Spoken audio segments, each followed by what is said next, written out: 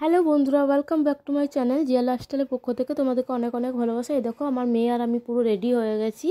আর এটা হচ্ছে এখন শ্রাবণ মাসের লাস্ট সোমবার। তো আমি 3টে সোমবার কমপ্লিট হয়ে গেছে আমার জল ঢালা। তো লাস্ট সোমবার আমি এখন একটা মন্দিরে যাব, যেটা হচ্ছে খুবই চেনা মন্দির, আড়া শিব মন্দির। তো দেখতেই পাচ্ছ রাস্তায় যাচ্ছি, আড়া শিব মন্দির, দুর্গাপুর আড়া শিবতলা যেটা বলে। তো তোমরা অনেকেই হয়তো জানো, বা যারা জানো না তাদের জন্য এই ভিডিওটা আমি ছোট্ট করে শেয়ার করছি।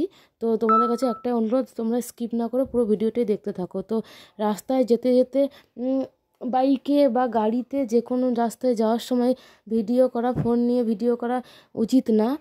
খুবই রিস্কের ব্যাপার, অ্যাক্সিডেন্টের ভয় থাকে, কারণ আমাদের তখন ব্যালেন্সটা অন্যমনস্ক হয়ে যায়, ব্যালেন্সটা ঠিকঠাক থাকে না।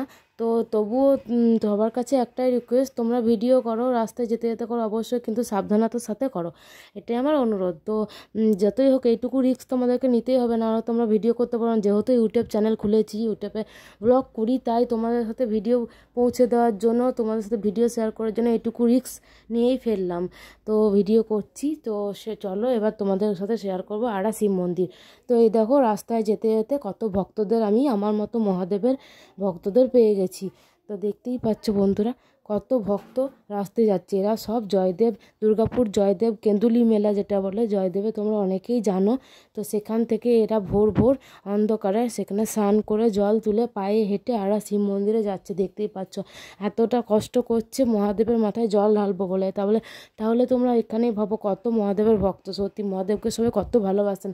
আমিও এদের মতোই যাওয়ার ইচ্ছে ছিল, পায়ে হেঁটে যেতে পারতাম, কিন্তু আমার বাড়িতে ছোট বাচ্চা আছে, এত যেতে গেলে প্রচুর টাইম লেগে যাবে। তাই আমি চাই সকাল সকালই ভোর ভোর উঠে বাড়িতে স্নান করে নিয়েছি। এখন বাজে সকাল 5:30। তো দেখো যাচ্ছি। তো এই দেখো অলরেডি আমি পৌঁছে গেছি আড়া শিব মন্দির। তো দেখতেই পাচ্ছ বন্ধুরা যে কত ভিড়। এই দেখো এখানে দুটো লাইন করা হয়েছে, একটা হচ্ছে জল ঢালার লাইন, একটা পুজোর লাইন। তোমাদেরকে আমি দেখাচ্ছি, দাঁড়াও। এই যে দেখতে পাচ্ছ, এই যে পাশে যে লাইনটা রয়েছে, ওই যে সব ডালি নিয়ে রয়েছে হাতে, পুজোর ডালি। এটা হচ্ছে পুজোর লাইন, এখানে যারা পুজো দেবে তাদের জন্য। আর পাশের লাইনটাতেই আমরা রয়েছি, যারা বাঁক নিয়ে গেছে জল ঢালবে করে, তারা একটা চুঙির মধ্যে ঢালবে, সেই জল বাবার মাথায় গিয়ে পড়বে। এখানে শুধু জল ঢালা। আর পুজো দিতে গেলে লাইন করে এখন শিব মন্দিরে ঢুকতে পারবো না, কারণ পুজো দিতে গেলে তো প্রচুর লাইন, সে 2:30 3টে হয়ে যাবে। সেই জন্য পুজো আমি অন্য টাইমে, যদি মহাদেব শরীর সুস্থ রাখেন, ভালো রাখেন, তো সামনের বছর যেতে পারি, তো অবশ্যই তোমাদের সাথে ভালো করে ভিডিও করে শেয়ার করবো। ওদিকটা বাঁশে প্যান্ডেল করে দিয়েছে, তাই মন্দিরটা ভালো করে তুলতে পারিনি, মন্দিরটা ওঠেনি। যাই হোক, তবুও আমি ভাবলাম যে ছোট্ট করে ভিডিও করে তোমাদের সাথে শেয়ার করি। এইটা অনেক পুরনো মন্দির, অনেক জাগ্রত মন্দির। যারা তোমরা এখানে এসেছো আর যারা আসোনি, তারা একবার অন্তত এখানে এসে ঘুরে যেও, তোমাদের মনস্কামনা বাবা অবশ্যই পূর্ণ করবে। এখানে কেউ কিছু চাইলে তাকে বাবা ফেরান না। খুবই জাগ্রত মন্দির এটা। আমি প্রত্যেক বছরই শ্রাবণ মাসে একটা না একটা সোমবার এখানে জল ঢেলে আসি। তো আগের ইয়ারও গিয়েছিলাম, এই ইয়ারও গেছি। তো এই দেখো আমি একটু ধূপ মোমবাতি বাবাকে স্মরণ করে দিলাম, বাবার আরাধনা করলাম। আমার জল ঢালা হয়ে গেছে, আমি আমার পুজো করাও হয়ে গেল, মানে বাবাকে আরাধনা করলাম, ধূপ মোমবাতি জ্বেলে দিলাম। এরপর মেয়েও দিবে, তারপর বাড়ি যেতে হবে। আর এইখানে ছোট করে মেলাও বসানো হয়, ছোটোখাটো করে মেলা হয়। তোমাদেরকে সব কিছু জানার জন্য, সব কিছু দেখার জন্য, বোঝার জন্য এখানে অবশ্যই আসতে হবে একবার। তোমরা না এলে কিছুতেই বুঝতে পারবে না যে এই জায়গাটা কতটা মানে পবিত্র, কতটা ভালো। মনটা এলে এখানে ভক্তি নিজের থেকেই চলে আসে, আর ভক্তি এখানে নিজের থেকেই চলে আসে, আর মনটাও শান্ত লাগে। জায়গাটা এতটাই মানে জাগ্রত, এখানে মহাদেব এতটাই যে এখানে তোমরা না এলে কিছুতেই বুঝতে পারবে না। তার জন্য তোমাদেরকে এখানে একবার আসতে হবে, অতি অবশ্যই আসতে হবে। যখন তোমরা যদি চাও যে শ্রাবণ মাসে না আসবো, তোমরা সোমবারেও আসতে পারো, কারণ এখানে প্রত্যেক সোমবারেই পুজো হয়, এমনিতেই তো হয় এখানে। আর সোমবার শ্রাবণ মাসে পুজো হয়, সোমবারে হয়, শিবরাত্রি হয়।